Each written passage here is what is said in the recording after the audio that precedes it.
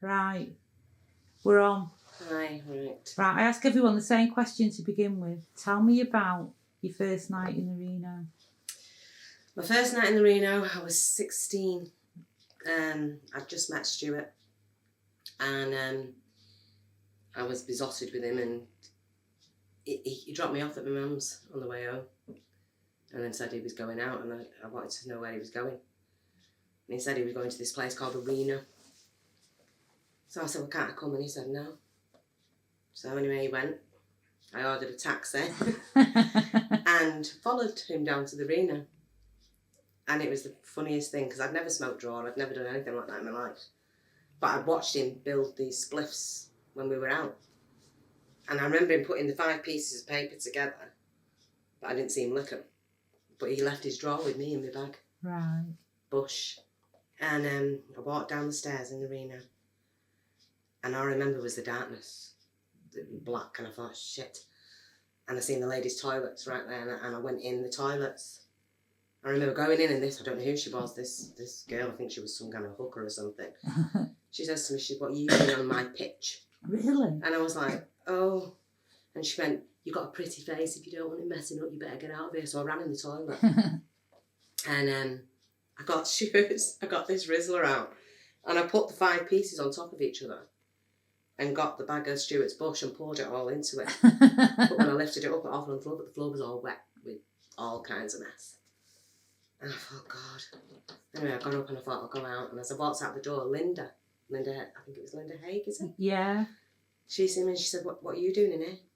She said, does Stuart know you're here? And I went, no. I said, I've just come down in a taxi. She said, he's going to go mad. So she just walked out of the thing. And the next thing, I didn't even get to say a night in the Reno. As I get out the door, Stuart come marching over, grabbed me and said, what, do you think you're fucking playing now? And dragged me back up the stairs, ordered me a taxi and sent me home. So anyway, after that, I didn't go down there about a year. And I went down with Carmen and Leroy and Stuart. We used to have the girls would go out on a Thursday night, the lads would go out on a Friday night, and all the couples went out on a Saturday. And we all went down the Reno after Cloisters in town. And I absolutely loved it. When I walked down there, to me, it was just, I loved the music. The music was ace, and it was beating. I remember the vibration from the speakers in my stomach. My stomach felt like it was bouncing. And I loved it, absolutely loved it. But we didn't stay that long because I fainted down the wall in the Reno. That was your That speciality. was my speciality. Yeah. Was when I went in there, once the fumes of the weed got to me, I'd slide down the wall. I remember it, yeah. I'd always, every time I went in there, I fainted. It was just madness. But I absolutely loved it. It was the people, everything. It was just amazing. The food, it was lovely. Where did you meet Stuart? I met Stuart at a party in Fallowfield. And I was supposed to be in at 10 o'clock. My mum was dead strict. And I'd gone to this party and he was there, and I just felt someone looking at me from across the room, and it was Stuart. Right. And I didn't go home. I bet you until about 1 a.m, and I was shitting myself because I thought my mum was going to be waiting up for me. And Stuart went, I'll take care of you, come with me. And I did. I went to Salford with him, to his mum's. Did you? The next day, my mum had the police out and everything looking for me. Yeah, I went, and my mate Bernie O'Keefe come down to Salford. She said, Angela, your mum's got the police out and everything, they're all looking for you, they're worried. So Stuart said, I better take you home. So we're walking down Clement Road. As we're walking down Clement Road, my stepdad pulled up in the car with my mum. Said, get in this effing car. And he's like, that's Stuart, stay away from her. He went, no. He said, well, he just back chatting with my dad. Yeah. And they took me home. I went that night, I jumped out the bedroom window over the back wall of the garden and off to Carolans I went, which was on Caythorpe Street at the time. We lived on Cranswick Street. Oh, you did? Yeah. So we went round to Cassie's on Caythorpe Street, knocked on the door, we couldn't get an answer.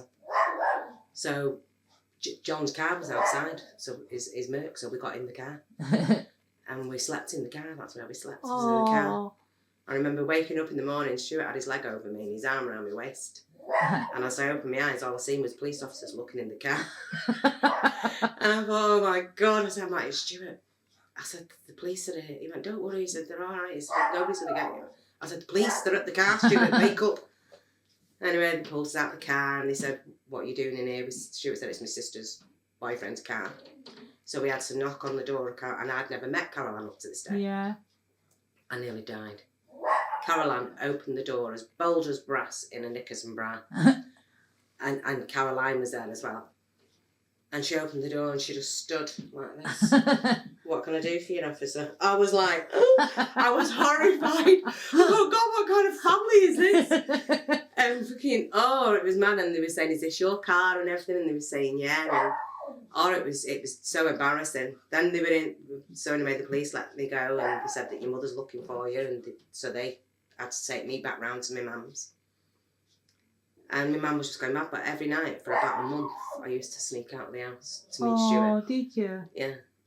And in the end, they had to just accept the fact that we were seeing each other because they couldn't stop us then. It was too much. My stepfather didn't like it, but that was tough. So when they accepted it, what did you do? Let him in the house? Reluctantly.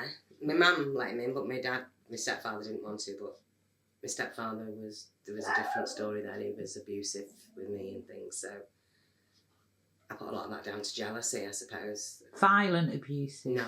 Oh, okay. But, yeah, so not long after I got pregnant with little Stuart. How long after, Anne? I was 17 when I got pregnant. Yeah, I remember that. And we got a flat on Richmond Grove in Longside. Oh, yeah. Yeah, up near Hathersage Road. Yeah. We got a flat there. And I had little Stuart, and that's when my life began with Stuart, really. And we had some really, really good years. Did you? Yeah. It was amazing. Little Stuart was born in 1979. Same as Ray. Yeah. And we had great time. Then we moved to Birch Lane. And that was it, near the market. Yeah. Dickinson Road Market. We moved up there. And then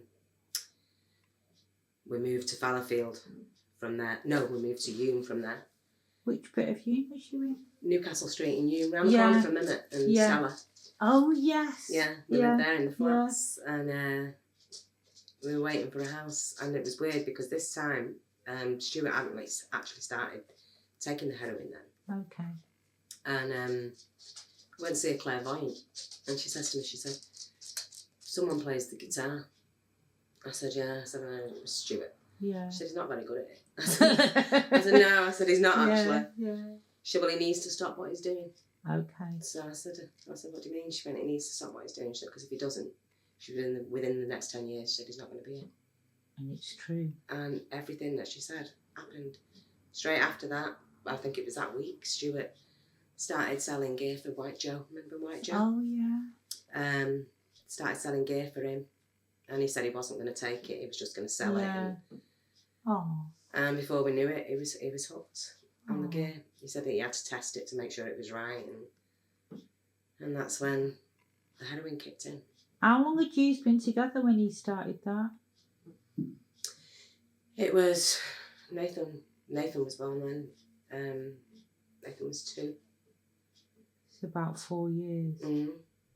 And everything just started changing. Everything. He was just hooked on it. He was just a mess, but everybody around us seemed to be doing it. Yeah, no, it's true. I never took drugs. I never smoked draw. Did you never smoke? No, I bite it. Yeah. I chew it. Yeah. And Stuart used to give me speed when we used to go out to keep me awake because I'd fall asleep on the side in the clubs. Yeah. Next thing I know, my head would be on the bloody bar and I'd be asleep. But yeah, it was just madness. I mean, we had some great parties and great people, and Barney and you and Tommy and Danny Sarge, Caroline, Derek Thomas, Sue Thomas. It was just amazing. The friendships that we built. No, it's true. Yeah. No, it's true. And when we see each other, it's a proper hug. It's lovely because it's like a hug and a love that's never changed. Yeah. And that's what's nice about it. That's what I love. It's like family that we built. Yeah. And we've stayed that way, even though, I mean, I've not seen you for what, 30 odd years? Yeah, no. And it's like I seen you yesterday. It's crazy. No, I don't know. It's true. Yeah. It's true. Tell us a funny incident you've seen in the Reno. A funny incident I've seen in the Reno. Go on. I think it kicked off in the corner when you go down the stairs and you turn left, the toilets were there. Yeah. Well, we were walking in there one night and we'd only all just got our drinks. Yeah. And so, there was an old guy. He used to have rastering. He used to wear a hat. I don't know his name. Don't know who he is. But he jumped up and he threw the table in the air. This little round table that was there in the corner. He threw it in the air, and everybody was just fighting. How or why it started, I don't know. But Stuart dragged me out of it. His manager. Hang on, we're in here. Oh, bloody hell. Yeah. And so this fight kicked off. Stuart and Carmen and Leroy just wanted to get us out of there. We all ended up leaving because it was madness. But yeah, and it was crazy. Hello, love. How are you? I'm great. How are you, love? Yes. Likewise. Oh, bless. How are you? Oh, getting there. Are you on time? Yeah, I'm on camera. Yeah. We're just doing an Join in if you want. What were you doing an interview on? The Reno.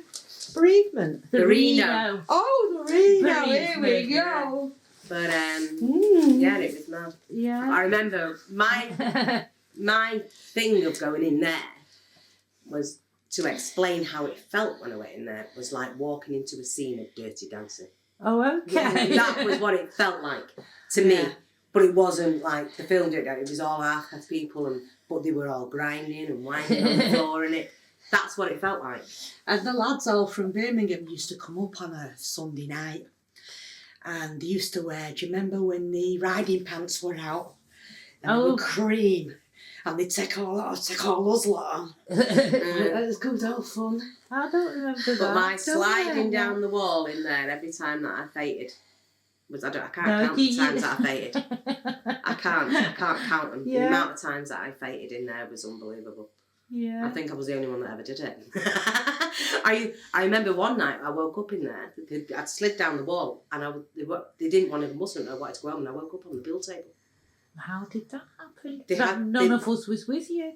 Stuart and I were in there, but they laid me on the pool table rather than leave me on the floor. so just until I woke up because they didn't want to go home. Yeah, it was mad. And Maxine Figler's dad, Lanny, worked on the bar. And didn't Jeff's brother work on the door? Black Jeff. You sang that with your Stuart. Big Jeff Bassett. Jeffro Bassett? Yeah. Jeffro's brother worked on the door. I think he was called Tony. I can't remember. But I know. I don't remember that. I remember Lanny. He used to work on the bar. He was Maxine Figler's, whose son was into Malamone Bay. Oh, I don't remember that at all. Good old day, Reno.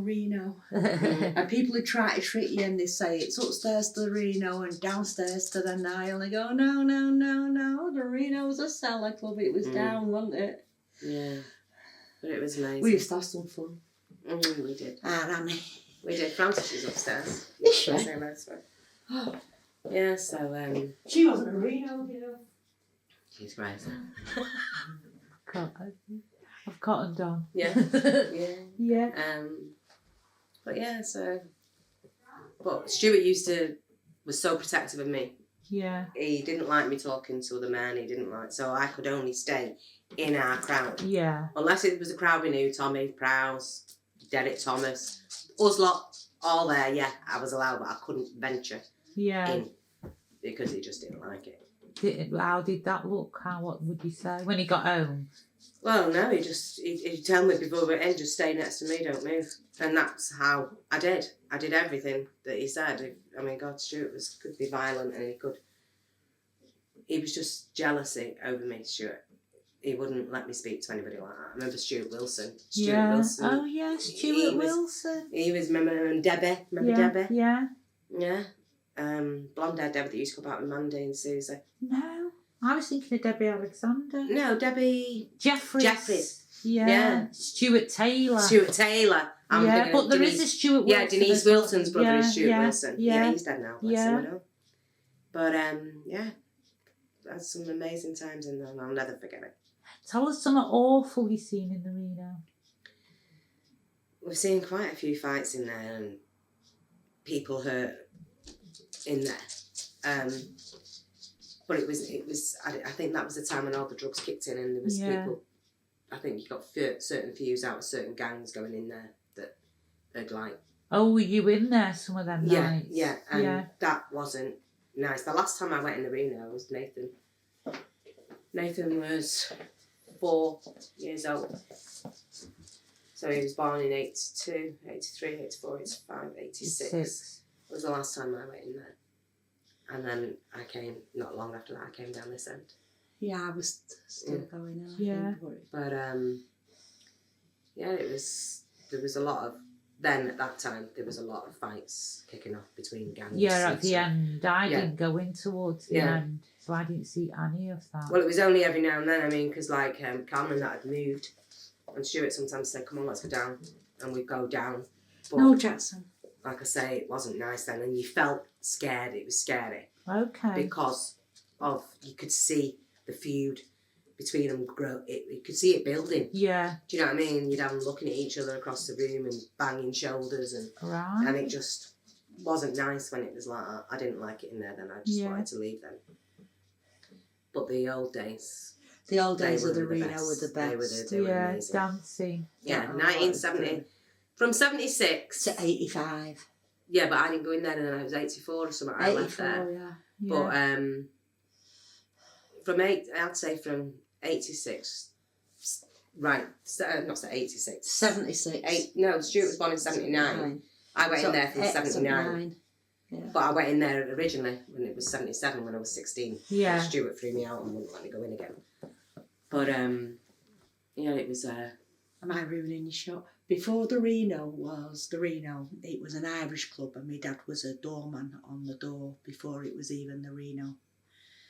Many years before. You never knew that? My dad was a doorman on the door when it was an Irish club many years ago. I never knew that. In the late 50s, early 60s. Oh, okay. Your mother. Oh. Cut that out. Do you mind telling me what you were telling me before about Stuart, about what happened at the end? Well, he started, as you know, taking the gear. So did loads of people at that time.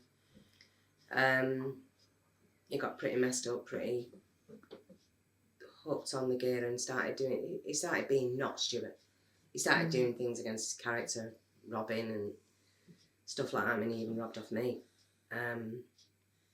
He came down once and took my jewellery and said, when I pulled him over it and rang him, I said, you've robbed my jewellery, I want it back. He went, excuse me, he said, I borrowed it. He said, when you treat me with some respect, you can have it back. I nearly died. But he'd give it to Frida Fagale for gear, because at the time she was doing the gear. Yeah. And I found out that Frida had it. I went down, her daughter had my bracelet on. I managed to get the bracelet back, but I didn't get anything else back. And then Stuart came down to the house the week before he died.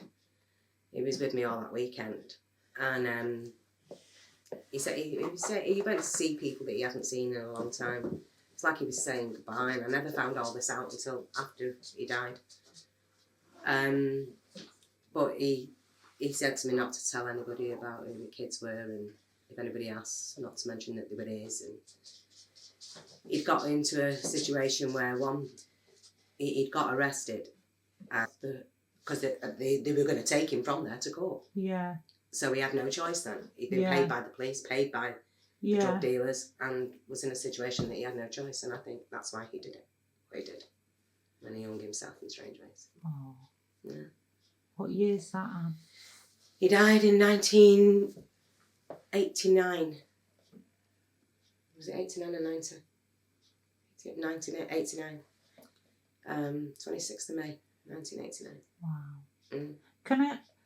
Do you think if he'd have never gone to the Reno, he would have become an addict? Yeah, because even though we used to go to the Reno, that wasn't where he was with White Joe and everything. Right. We used to go to Joe's and have dinner with them and that, and Oh, he I started remember Joe. selling. He was selling the coke at first for Joe, but then Joe got the heroin, and Stuart started selling that to make more money. But it didn't. It was the downfall of him. So, and it didn't take long for him. He was just everything was out of character with him. You know, we went without food. We went without all kinds of things, but he just couldn't control it. He tried to come off it loads of times. You do. God, I had him locked in the bedroom in Fallowfield for about a week and a half. He was kicking the doors and everything. How did you manage that? I don't know, I just did. I went down to 5.5 stone and I left it. I remember was a mess. I remember the day on the staircase. How did you manage to leave him? How did you? Because that must take some time. Because I know that you did. loved him. I Yeah. watched you love him. Yeah, Do you know what I loved mean? him to pieces. No, I do. know. Yeah, I know. But things had just become too much for me. I couldn't cope with it. But we were going without food to support his habit, and you know, the things that he did, he was doing things out of character, and he'd have me pinned up against the wall. Where's your money? And give me your money. And it was just a mess. I was a nervous wreck. I ended up a nervous wreck. So Audrey, was his mum, sent our Jeff down to the house. And she says to Jeff, she said, I want you to keep Stuart talking while I'm packed. And I packed my bags in the middle of the night. Yeah. And into black bin bags, 3 black bin bags I took with me. Clothes for me and the kids. And we ordered a taxi. And we snuck out of the house in the middle of the night. Yeah. And when Stuart found out we were gone, he went ballistic. He went to Mary's house and searching the cupboards and he was trying to find me. He went to one of my mates trying to find me, and he was going mad then. But then I still kept the kids in the school on Wilburn Road. Right. And my mum used to take the kids down to the school. And then Stuart found out the kids were still there and he went to try and kidnap them. Okay. So we had to set the kids out of school. Moved into a school in Stratford where I was staying. And I went to court to get him out of the house then. And Audrey ended up moving in my house with him. What do you mean? I don't understand. Well, Audrey said to me, you need to leave him. Yeah. And I did. And she moved in the house. And then when I moved out, Audrey moved in to take care of Stuart. Right. But it was like, I was annoyed, I was angry over that then, because I felt like here's me and the kids sleeping in the bedroom on a floor and they're in my house. Yeah. So I took court proceedings to get Stuart out of the house and to sort out the kids so that he could see them. And when we went to court, I'll never forget, I wore a wig. Going down so that nobody would fucking notice me. I put this blonde wig on. Like that wouldn't be fucking more noticeable. Blonde wig on, sunglasses. Yeah. Blonde wig, sunglasses and a big Crombie coat, and was walking down Deansgate to go to the courts. And Tony Bridge to me went, Anne. I went, don't tell me you noticed me. I didn't want to notice you. Looking like you're in a movie. I said, I thought you couldn't know who I was. I was frightened to death of bumping into Stuart. Oh, okay. And anyway, I got in the court, took the wig and everything off. I had to, because Tony had reckoned I thought Stuart's got me. And Stuart comes to the court. And he's like, he come up to me, he said, I want to speak to you. And I was shaking like the coppers. My friend Pat came with me. My mum's friend caught me back. And she's like, fucking, stay here. And anyway, all the police come, stood round me and said to Stuart, you can't talk to her. He said, don't tell me who I can fucking talk to, that's my wife. And my nerves were in bits. Yeah. Anyway, he gets into the court. And the judge turned around and said to Stuart, Mr. Danks, sit down. He went, don't tell me what to do. I was like, oh no. They were all like He went, that. sit down. He said, otherwise you will be removed from the court and this case will be dealt with without you. So he sat down and the judge ordered that him and his mum had to vacate the premises of my house. Yeah. That the keys were to be given and I was to go back to the house with the children. He put an injunction on Stuart that he couldn't come anywhere near me. And he turned around and said to Stuart, you can have your children, access to your children on a Friday from 6 p.m. till a Sunday at 6 p.m. once a fortnight. He said, that's the order of this court. Yeah. Stuart went, fuck you and your order. I nearly died. I nearly died. I thought he was going to kill me. And anyway, the day after we went back to he had to be gone from the house. Yeah. The police rang and said that he'd left. Yeah. And I was going back to the house. I asked Mary Jo to come with me.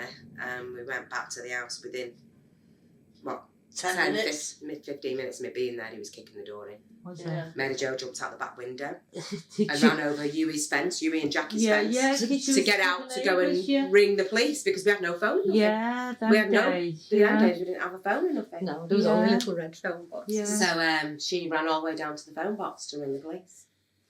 And We had it no was- choice. It was just an But at that moment, at that time, Anne, did you still love him? Oh, yeah. So where If it did you wasn't- find the emotional strength to let go, though? I had to. He grabbed me once when I had Nathan in my arms, but lucky Nathan fell onto the couch, and I thought I knew I was wetting myself Yeah. with nerves, and I thought I've got to leave. I've got to get out of there. Yeah.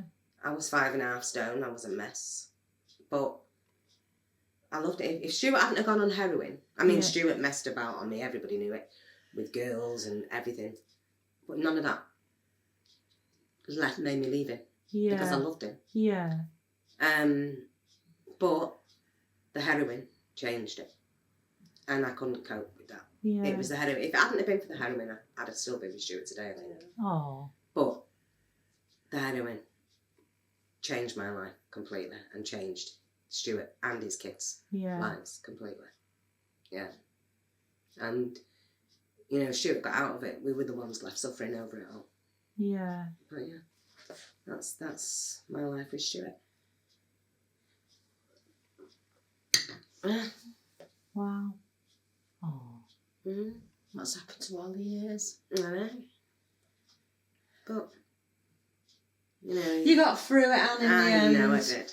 And the I know. lads are big, fine, strong boys. They are. Yeah, there they are up there, the Dankses. Mm-hmm. My little boys, big boys. Tell me your best memory in the Reno with Stuart. Every time in there with Stuart was the best memory. Oh. With Leroy, Carmen, Pavla, Mandy and Susie, you, Tommy, everybody. Yeah. But Patsy and I used to like the way he used to dance with me. Oh. When Stuart, people used to say when you two dance, you don't dance, you make love. Oh. And that was really, really nice. Yeah, he taught me how to smooch in a different way. Stuart was known. He taught you how to Yeah. smooch it. I mean, they used to call Stuart the White Rasta. Oh. Because if you'd hear him in a room, sometimes speaking, you'd have swore he was black. Yeah. Because he was with all the Ras man and everything. The street, wasn't He was just that way. But when the good times we had were the best times in my life. Yeah. But when...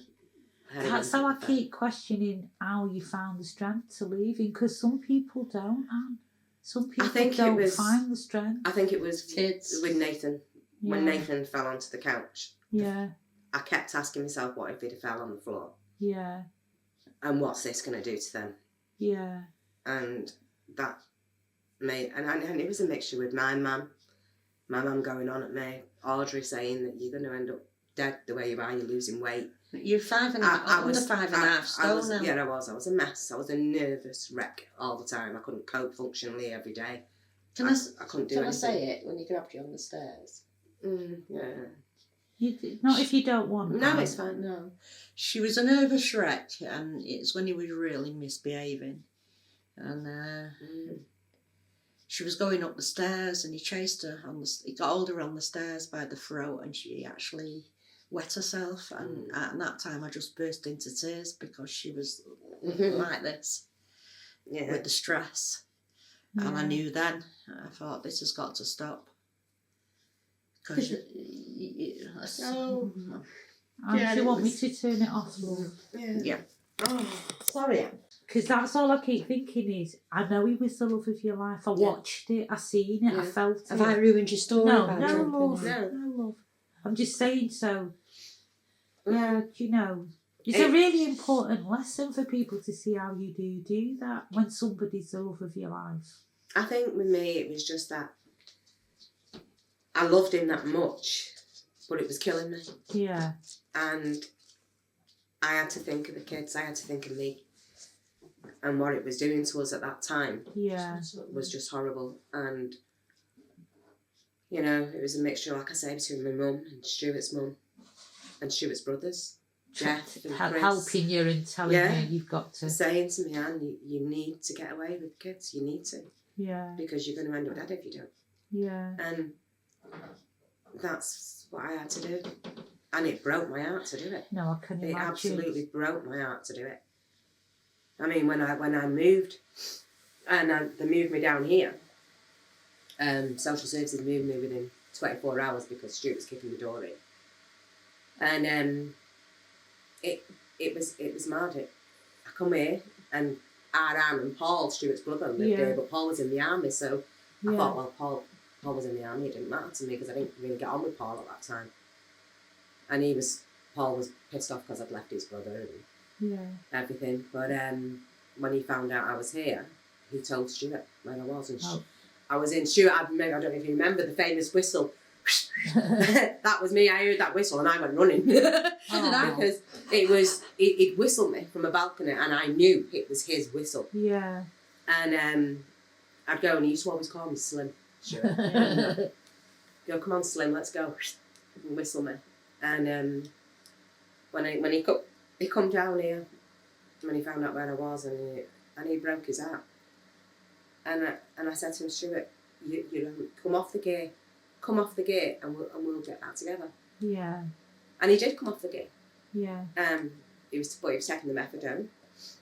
I remember that. Yeah, and he did come off the gate, and we did get back together. I ended up pregnant to this guy Steve. When I left him, I was in hiding in this house. It was his mum's sister's house, Jean. Yeah. And she worked shifts, and her son, Steve, it wasn't her son, it was her adopted son, Steve. She said to Steve, look, will you take Anne and the kids out while I have a sleep? So we ended up spending a lot of time together. Okay. And he treated me like a queen. Yeah. For the first time in years, I felt like somebody cared. And it was stupid because we ended up in this stupid relationship. A rebound. But I ended up pregnant. Okay. And but then when I came down here, I found out I was pregnant. And I was torn. Anyway, I left Steve. I couldn't, because I didn't love him. Yeah. And I said it to him. I said, I need to be on my own. I know it's unfair for you. He said, I mean, even to this day, Steve will say, if it wasn't for you, and if it wasn't for Stuart, you and me might have made it. He said, but you'll never give yourself to anybody else. Yeah. Because you still love Stuart. Oh. And, I mean, Stuart, when Jamie was born, it was Stuart that was there.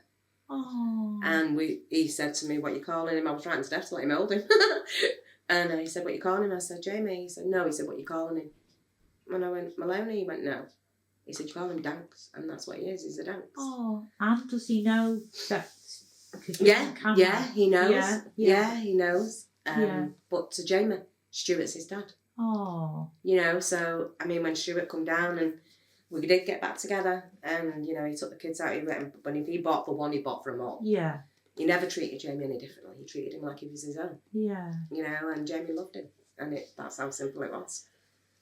But then he started back on the gear and in the end, I just couldn't cope with it. How long was the longest he was off the gear? I'd say a few months, couple of months, if that. And then he'd slide back into it. Yeah. But when he was on it back in Fallowfield, he was really bad and I had to get out of there. But I love him and I still love him. Yeah. And no, if you love somebody, you love him. That's it. Don't matter what anybody. I just think. I mean, I have my mum and everybody saying to me how, you know, some of the things that he's done to you. How can you still cry over him? And because I love him. You know, and that's it. That's me. Oh. Stuart. Stuart. Yeah. And Reno. Yeah. Do you know the last time I seen you is when you got the two houses and they knocked them together? Do you remember?